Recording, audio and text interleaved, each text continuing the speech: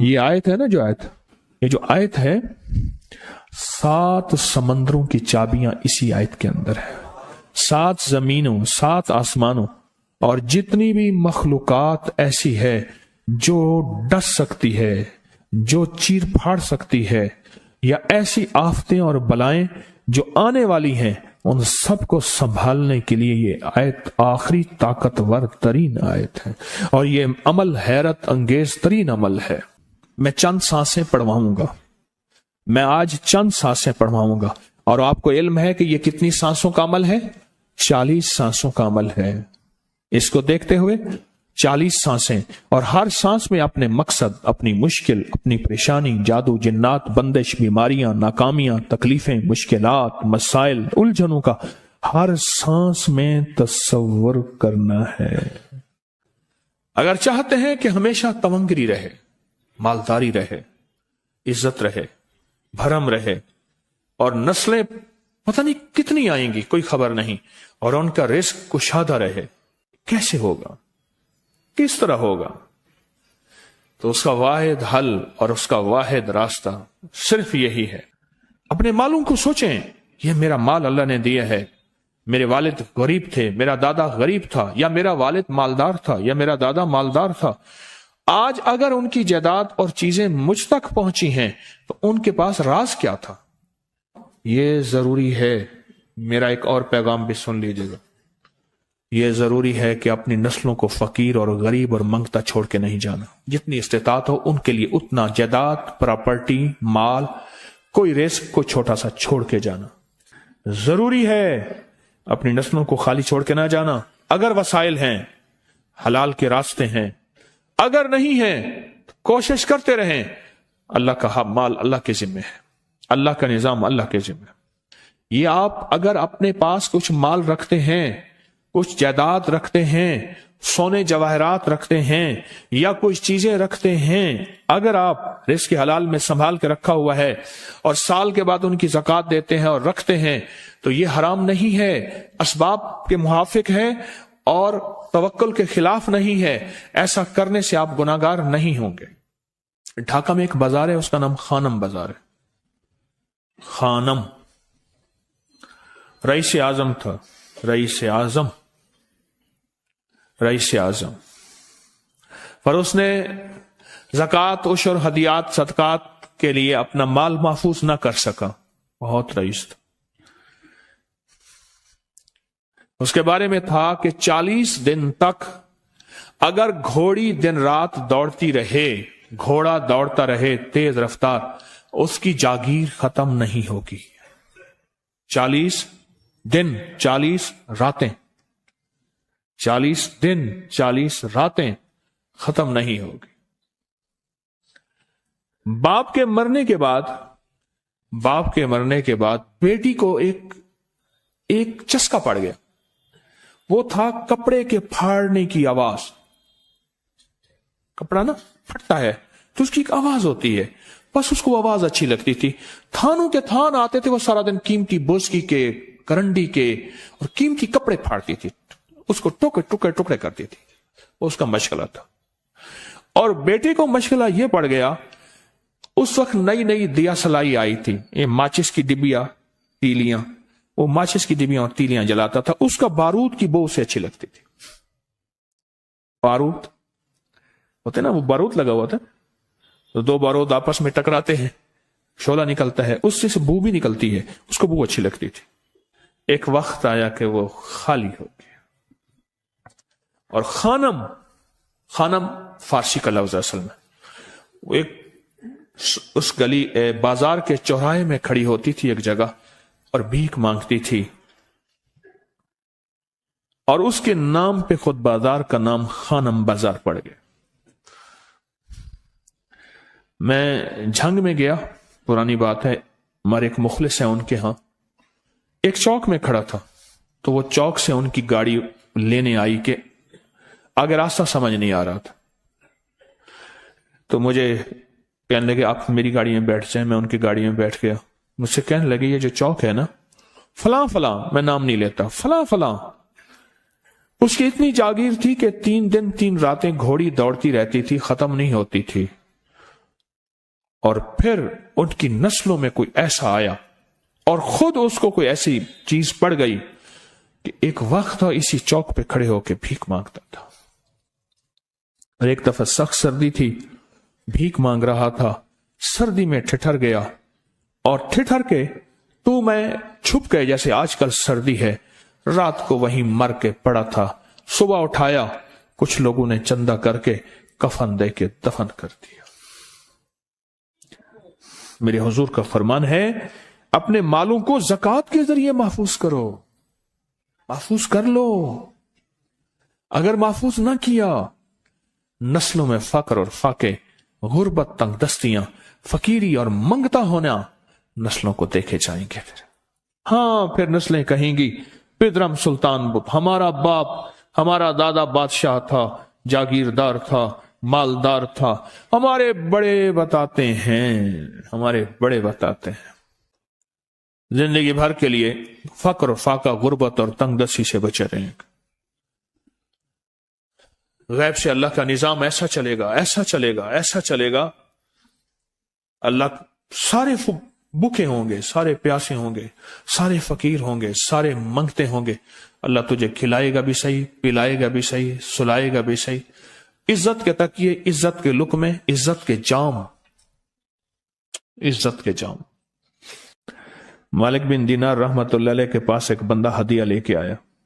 اللہ کے ولی تھے. حضرت ہدیہ قبول فرمائے. آپ قبول فرما لیتے تھے، کسی کا نہیں کرتے تھے. میں نہیں لیتا، تیرا رزق حلال نہیں ہے. دیکھ کے فرما دی تیرا رزق حلال نہیں. دیکھ کے فرمایا تیرا رزق حلال نہیں. انہیں حضور حلال ہے، فرمایا نہیں ہے. تو اچھا فرمایا ایسا کر، یہ رزق لے جا جو مجھے ہدیہ دیتا ہے. تجھے سب سے زیادہ جو مستحق ضرورت مند ملے اس کو دے. دینے کے بعد پھر اس کا پیچھا کر. وہ ان پیسوں سے کرتا کیا ہے؟ اب مرشد کا حکم تھا، فرمان تھا، کیا. دیکھا تو ایک لولا، لنگڑا، اپاہج، معذور، اندھا، کانا، کپڑے خستہ حال، بالکل بے بس، اور بھیک مانگ رہا ہے. اس کا دل نرم ہوا اور کہا کہ اس سے بڑا ضرورت مند پھر کوئی نہیں ہے. اس کو جا کے مال دیا، پیچھا کیا. چلتے چلتے چلتے اس نے جا کے آگے گیا تو نہ وہ لولا تھا، نہ وہ لنگڑا تھا، نہ وہ کندھا تھا، کانا تھا، نہ وہ اندھا تھا، کچھ بھی نہیں تھا. بالکل ٹھیک ٹھاک ہو گیا اور یہ حیرت سے دیکھ رہا ہے. کرتے کرتے جا کے اس نے ان پیسوں سے حرام کام کیا. خاموشی سے آ گئے. آپ کا فرمان ٹھیک ہے،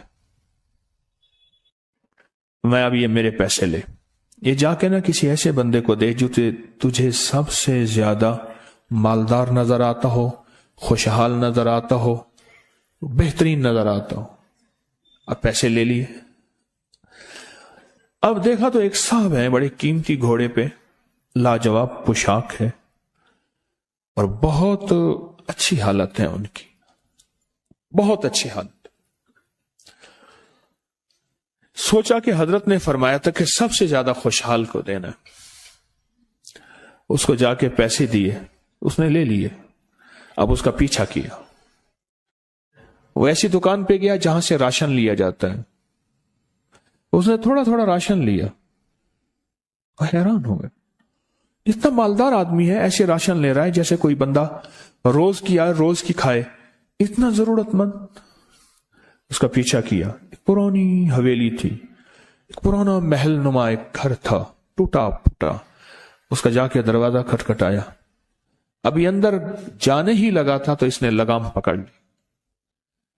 اس نے دیکھا تو ہے تو وہی جس نے آج میری مدد کی ہے. کہا تجھے اللہ کا واسطہ ہے، اب مجھے اپنے حالات بتا دے. تو کہنے لگا تو نے جس کا واسطہ دیا ہے اور پھر تو نے میری آج مدد کی ہے، میں نے آج تک اپنے حالات کسی کو نہیں بتایا. میں رئیس اعظم تھا. تلک الایام نداولها بین الناس.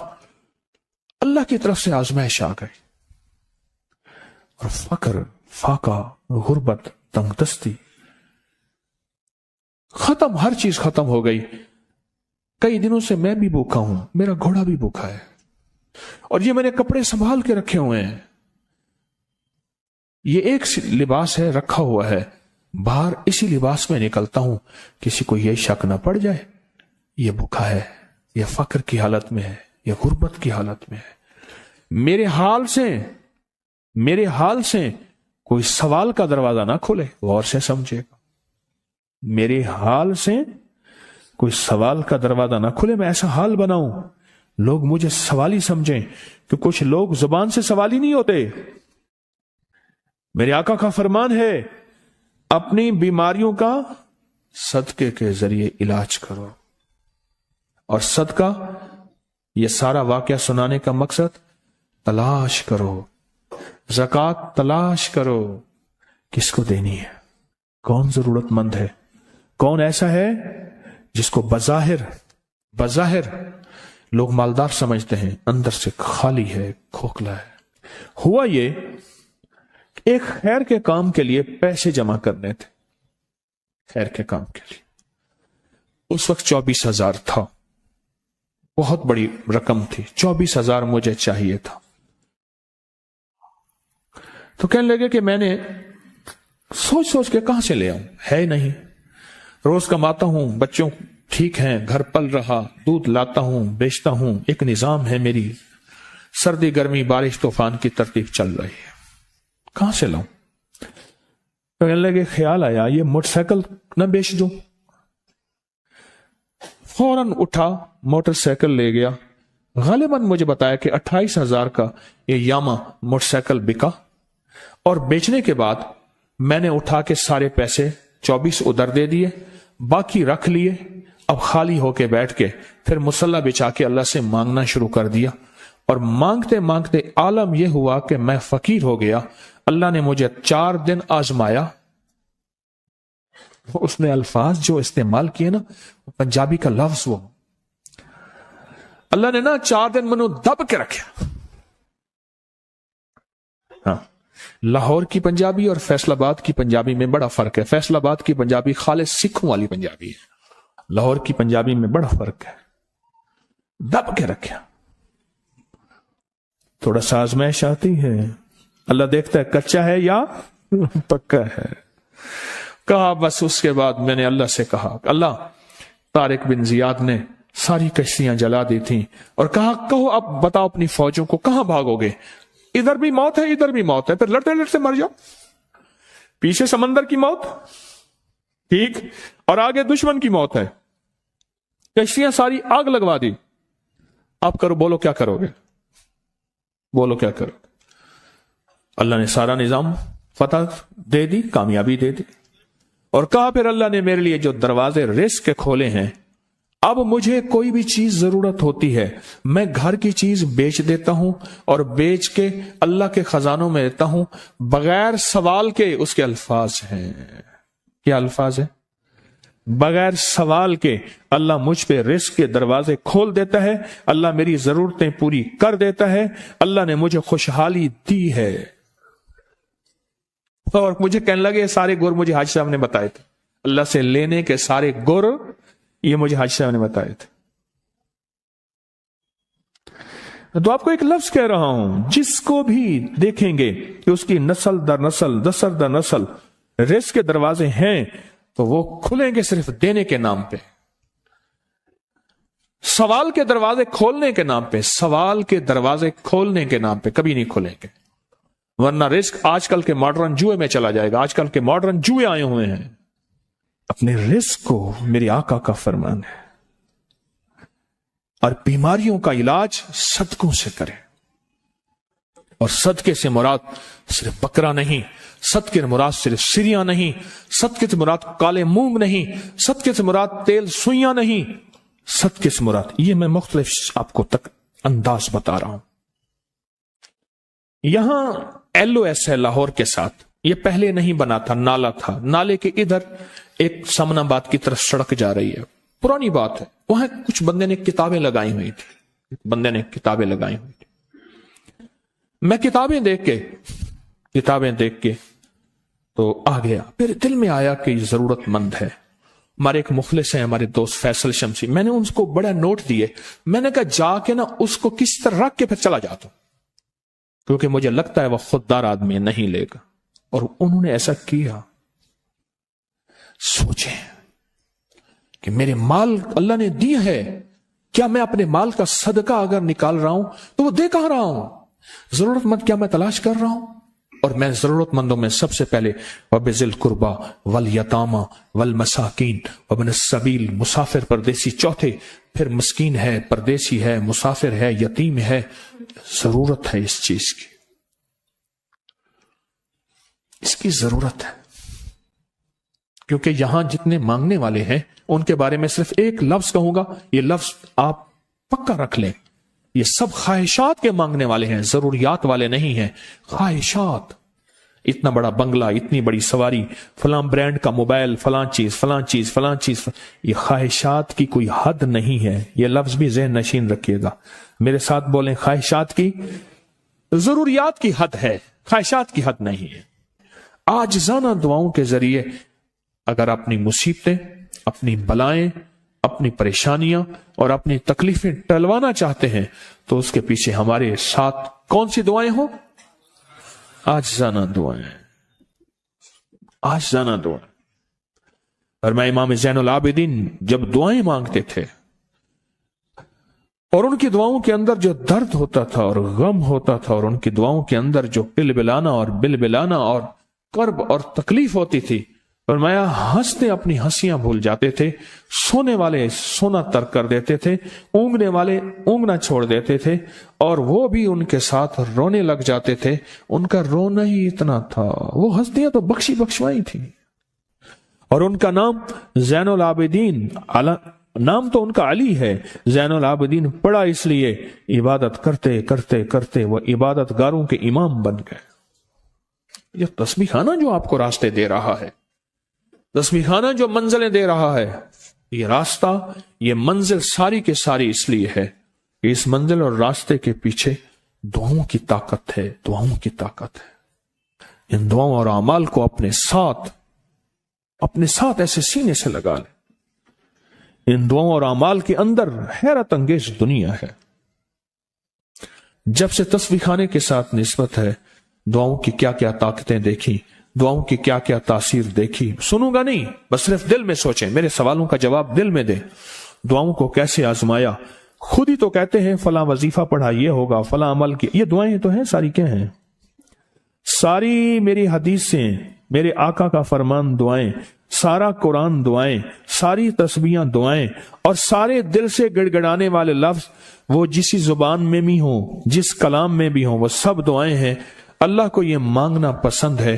اللہ کہتا ہے پھر وہ مصیبتیں جو کھجور کے درختوں سے نیچے آ چکی ہوتی ہیں، میں ان کھجوروں کو بھی، ان درختوں کو بھی، ان مصیبتوں کو بھی ٹال دیتا ہوں، اور وہ مصیبتیں جو تیری آنکھیں نے دیکھ چکی ہیں ان کو بھی ٹال دیتا ہوں، اور وہ بلائیں آفات جو زندگی میں تیرے سامنے ہیں ان کو بھی ٹال دیتا ہوں۔ یہ ساری بلائیں اور آفات اور یہ ساری تکلیفیں میں اس وقت ٹال دیتا ہوں جب تیری دعاؤں کی طاقت تیرے سامنے آ کے کھڑی ہوتی ہے، کیونکہ دعاؤں کی ایک طاقت ہے، دعاؤں کی ایک تاثیر ہے، دعاؤں کا ایک حصار ہے، دعاؤں کا ایک کوٹ ہے، اور دعاؤں کا ایک قلعہ ہے، اور دعائیں ایک ڈیفنس وال ہیں، اور دعائیں حفاظت کا نظام ہے، اور دعاؤں سے آفتیں، بلائیں، مصیبتیں، تکلیفیں ایسی ٹل جاتی۔